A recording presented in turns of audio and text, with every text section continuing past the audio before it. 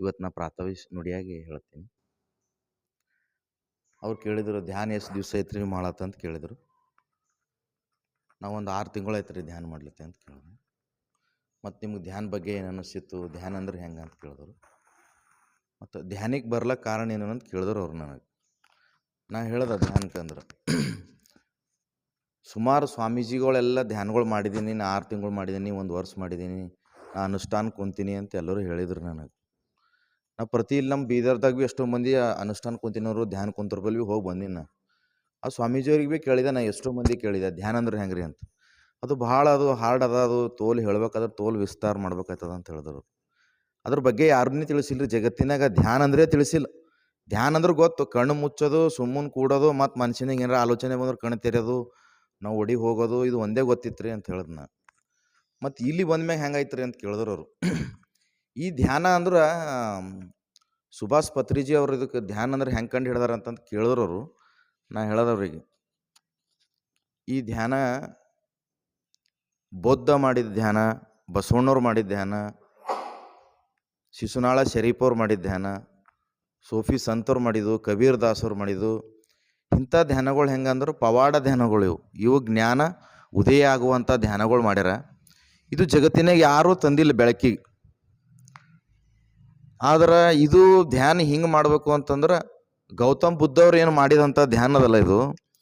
ಕಾಲುಗಳೆರಡು ಮಡ್ಚ್ಕೊಂಡು, ಕೈಗಳು 2 ಬೆರಳುಗಳು ಮಡ್ಚ್ಕೊಂಡು, ಮೂಗಿನ ಮೇಲೆ, ತುದಿಯ ಮೇಲೆ, ಶ್ವಾಸಕೋಶ ಮೇಲೆ ಗಮನವನ್ನಿಟ್ಟು ಜ್ಞಾನದ ಒಳಗೆ ಬೆಳಕು ಹೆಂಗೆ ಬರ್ತದೆ ಅಂದ್ರೆ ಇದು ಧ್ಯಾನ ಮಾಡ್ಲತ್ತಾರ, ಅಷ್ಟು ಪವರ್ಲಿಂದ ಬೆಳಕು ಬರ್ತದೆ. ಮತ್ತು ಸುಭಾಷ್ ಪತ್ರಿಜಿ ಅವ್ರು ಭೀ ಅದು ಅವ್ರಿಗೆ ಸದಾನಂದ ಗುರು ಅವ್ರು ಸಿಕ್ಕಿರಂತಲ್ಲ, ಸದಾನಂದ ಗುರುನಿಲ್ಲ ರೀ ಅವ್ರ ಗುರು, ಸದಾನಂದ ಗುರು ಅಂಬೋರು ಸಿಕ್ಕಿರಂತ ಅವರಿಗೆ. ಅವರು ಕಂಪ್ನಿಯಲ್ಲಿ ಡ್ಯೂಟಿ ಮಾಡ್ತಿರಂತ. ಡ್ಯೂಟಿ ಮಾಡೋ ಟೈಮಿಗೆ ಈಗ ಧ್ಯಾನ ನನಗೆ ಈ ಗುರುಗಳು ನನಗೆ ದೀಕ್ಷೆ ಕೊಟ್ಟು ಹೋದರು, ನಾ ಹೆಂಗೆ ಪರೀಕ್ಷೆ ಮಾಡಬೇಕು ಅಂದ್ರೆ ಜನ ಸಿಗ್ತಿದಂತರು. ಈಗ ಯಾರೋ ಒಬ್ಬರು ರೋಡ್ ಮೇಲೆ ಕುಂತು ಜಾಪ್ಳಕಾಯಿ, ಮೊಸಂಬಿ, ಸಂತ್ರ ಮಾರ್ಲತ್ತಿರಂತ. ಈಗ ಜನ ಸಿಗ್ಲತ್ತಿಲ್ಲ. ಇವ್ರಿಗೆ ನೋಡಾರ ಇದು ಮೊಸಂಬಿ ಎಷ್ಟಪ್ಪ ಅಂತ ಕೇಳಿದ್ರಂತವ್ರು. ಒಂದು 300 ರೂಪಾಯಿಗೆ ಬುಟ್ಟಿನೇ ಬರ್ತದೆ ಅಂತ.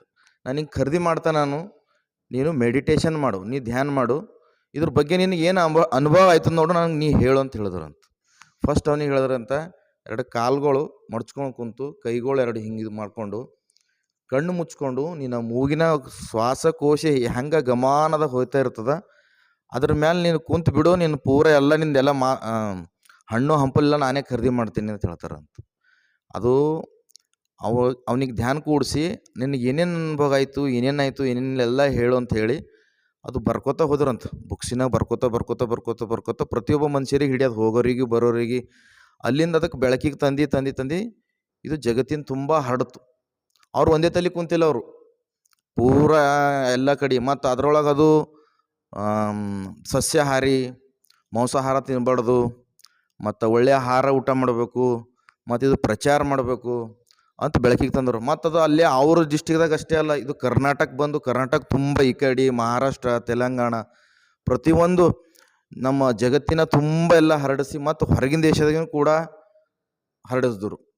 ಮತ್ತು ಎಷ್ಟೋ ಸಾಧು ಸಂತರು ತಾವಾಯಿತು, ತನ್ನ ಕೆಲಸವಾಯಿತು ಅಷ್ಟೇ ಮಾಡ್ಯಾರ. ಆದ್ರೆ ಇದ್ರೊಳಗೆ 12ನೇ ಶತಮಾನದಾಗ ಬಸವಾದಿ ಶರಣರ ಕಾಲದಾಗ ಅಕ್ಕನಾಗಮ್ಮ, ಬಸವಣ್ಣ, ಚೆನ್ನಬಸವಣ್ಣ ಕುಟುಂಬ ತಗೊಂಡು ಒಂದು ಧರ್ಮ ಪ್ರಚಾರ ಮಾಡೋದು ಭಾಳ ಗ್ರೇಟು.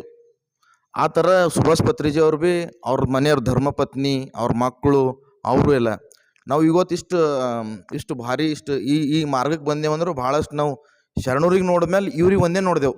21ನೇ ಶತಮಾನದಾಗ ಬಸವಾದಿ ಶರಣರು ಎಷ್ಟು ಬೆಳಕಿಗೆ ತಂದಾರಲ್ಲ, ಇವತ್ತು ಇದು 21ನೇ ಶತಮಾನದಾಗ ಸುಭಾಷ್ ಪತ್ರಿಜಿ ಮತ್ತು ಅವ್ರ ಕುಟುಂಬ ಎಷ್ಟು ಜಗತ್ತಿನ ತುಂಬ ಮಾಡ್ಲತ್ತಾರ ಅಂದ್ರೆ ಇದೊಟ್ಟು ಅದ್ಭುತ ಶಕ್ತಿ ಎಲ್ಲಿ ಭೀ ಇಲ್ಲ. ಮತ್ತು ನಾವು 12ನೇ ಶತಮಾನದಾಗ ಬಸವಾದಿ ಶರಣರ ಕಾಲದಾಗ ಹುಟ್ಟಿದೇವಂತ ಕಲ್ಪನೆ ಮಾಡ್ಕೋಬೇಕು, ಮತ್ತು ನಾವು ಧ್ಯಾನಕ್ಕೆ ಬರಬೇಕು ಅಂದ್ರೆ ಇದು ಅವ್ರು ಮಾಡಿದ ನಾವು ಪುಣ್ಯ ಅಂದಮೇಲೆ ನಾವು ಇಲ್ಲಿಗೆ ಬರ್ತೇವೆ.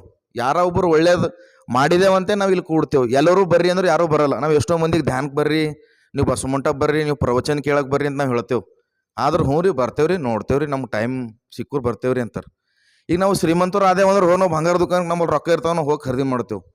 ಈ ಜ್ಞಾನೂ ಹಾಗೆ ಅದ. ನಾವು ಇಲ್ಲಿ ಖರೀದಿ ಮಾಡ್ಲಾಕ ಬಂದಿದ್ದೇವೆ, ನಮಗೆ ಪರಮಾತ್ಮ ಮ್ಯಾಲೆ ಅದೇ ಕೇಳ್ತಾನೆ, ನೀವು ಏನು ಮಾಡಿರಿ ಅಂತ ಕೇಳ್ತಾನೆ. ಈ ಜನ ನೀವು ಹೋಗಿರಿ ಉಂಡಿರಿ ತಿಂದಿರಿ ಐಸಿ ಜಿಂದಗಿ ಮಾಡಿರಿ ಮತ್ತು ನನ್ನ ಕಡೆ ನಿಮ್ಮ ಗಮನ ಇಲ್ಲಲ್ಲ ಅಂತಾರೆ. ಅದಕ್ಕೆ ಬಸವಣ್ಣವರು ಅಲ್ಲಮಪ್ರಭು ದೇವ್ರು ಹೇಳ್ತಾರಲ್ಲ,